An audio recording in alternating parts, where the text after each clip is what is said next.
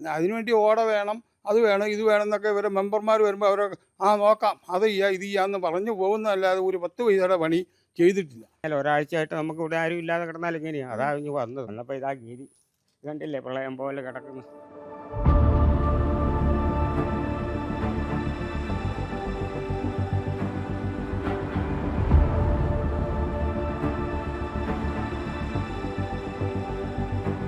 കഴിഞ്ഞ ഞായറാഴ്ച രാവിലെ എഴുന്നേറ്റ് വരുമ്പോൾ പെരയ്ക്കകത്ത് വെള്ളം കയറി വന്ന് പെട്ടെന്ന് കയറി എൻ്റെ കണ്ണയ്ക്ക് മുകളിലായി. 18 വെള്ളം കൂടുതലാണ് ഇവിടെ. അന്ന് എനിക്ക് മുട്ടിന് താഴെ ഉള്ളായിരുന്നു. ഇപ്പോൾ ഒരു 8 ദിവസമായി ഞാൻ ഇവിടെ വീട്ടിൽ തന്നെയാണ്. കുറച്ചൊരു ആക്സിഡൻറ്റുമായി ബന്ധപ്പെട്ട് എനിക്ക് മൂവ് ചെയ്യുന്നതിൽ പ്രയാസമുണ്ട്. അപ്പോൾ ഈ വെള്ളത്തിലൂടെ മൂവ് ചെയ്യാൻ പറ്റത്തില്ല. അതുകൊണ്ട് തന്നെ ഒരു 8 ദിവസമായിട്ട് വീട്ടിനകത്ത് നിന്ന് എങ്ങോട്ടും പോകാൻ പറ്റാത്തൊരവസ്ഥയിലാണ്. അതിൻ്റെ കൂട്ടത്തിൽ തന്നെ ആദ്യമായിട്ട് ഈ വീട്ടിനകത്തുൾപ്പെടെ നികപ്പെ വെള്ളം കയറുന്നൊരു സാഹചര്യമായിരുന്നു. എല്ലാ പ്രാവശ്യവും വെള്ളം ഉണ്ടാകാറുണ്ട്, പക്ഷെ അതിനൊരു ഇന്നുവരെ ഒരു പരിഹാരം ഉണ്ടായിട്ടില്ല എന്നുള്ളതാണ് വിഷയം. ഈ ഭാഗം എന്ന് വെച്ച് കഴിഞ്ഞാൽ ഇതെന്ത് മൂടിക്കിടക്കുന്ന സ്ഥലം.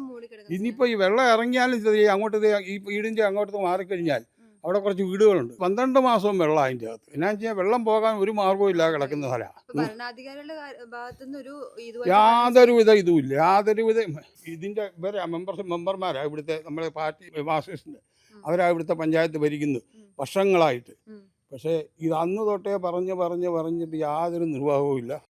സർക്കാരിൻ്റെ ഭാഗത്തു നിന്നൊക്കെ ഇതുപോലെ പശുക്കൂട് പോലുള്ള കാര്യങ്ങളൊക്കെ കുറച്ച് പൊക്കി പണിയാനായിട്ടുള്ള സാഹചര്യങ്ങളൊക്കെ അതുപോലുള്ള കന്നുകാലികൾ കൊണ്ട് ജീവിക്കുന്നു. ഇപ്പോൾ അവരൊക്കെ അതുകൊണ്ടാണ് ജീവിക്കുന്നത്. അവിടെ പശു ഇങ്ങനെ നിർത്തിയാലും ആ ചാണകവും മൂത്രവും എല്ലാം പുറത്തോട്ട് വരുമ്പം അതും വെള്ളം ചീത്തയാകാനുള്ള സാധ്യത കൂടുതൽ. ബാത്റൂം നിറഞ്ഞ് കക്കൂസ് നിറഞ്ഞ് ഒഴുകി പോകുന്ന പോലത്തെ ഒരു സാഹചര്യം തന്നെയാണ് ഇത്. അവരെ കൊണ്ടൊന്നും പെട്ടെന്നൊന്നും ചെയ്യാൻ പറ്റുന്നൊരു കാര്യമില്ല. കാരണം വെള്ളം എന്ന് പറഞ്ഞു കഴിഞ്ഞാൽ പെട്ടെന്ന് നമ്മളൊരു ഇതായിട്ട് ചെയ്യാൻ ഒരു ദിവസം കൊണ്ടല്ല 2 ദിവസം കൊണ്ട് പെട്ടെന്ന് കയറി വരുന്ന അവരുടെ ആ ഒരു ബുദ്ധിമുട്ട് അവർ പരിഗണിച്ചുകൊണ്ട് അവരിതിനെ അകത്തോട്ട് കയറ്റി കെട്ടുന്നത് വെച്ചാൽ അതിനെയും വെള്ളത്തിൽ കിടത്തരുതല്ലോ എന്ന് ഓർത്ത്. അപ്പം അങ്ങനെയുള്ള കാര്യങ്ങളും ഇതുപോലെ വെള്ളക്കെട്ടുള്ളിടത്ത് ഇതുപോലെ പശുക്കൂട് ഉയർത്തി പണിയാനും ഇതുപോലുള്ള കാര്യങ്ങളൊക്കെ കുറച്ചുകൂടി ഒരു വിപുലമായ രീതി നോക്കി നടത്തുവാണെങ്കിൽ നല്ലതായിരിക്കും. എനിക്ക് തോന്നിയൊരു കാര്യം എന്ന് പറഞ്ഞാൽ ഇവിടെ ഇപ്പോൾ നമ്മളുടെ ധാരാളം കൈത്തോടുകളുണ്ടെന്ന് വെച്ചാൽ വെള്ളം കടന്നു പോകാനുള്ള ഒക്കെ തന്നെ മണ്ണിട്ട് നികത്തിയതാണ് ഇവിടുത്തെ അടിസ്ഥാന പ്രശ്നം എന്നാണ് എനിക്ക് മനസ്സിലാക്കാൻ പറ്റിയിരിക്കുന്നത്.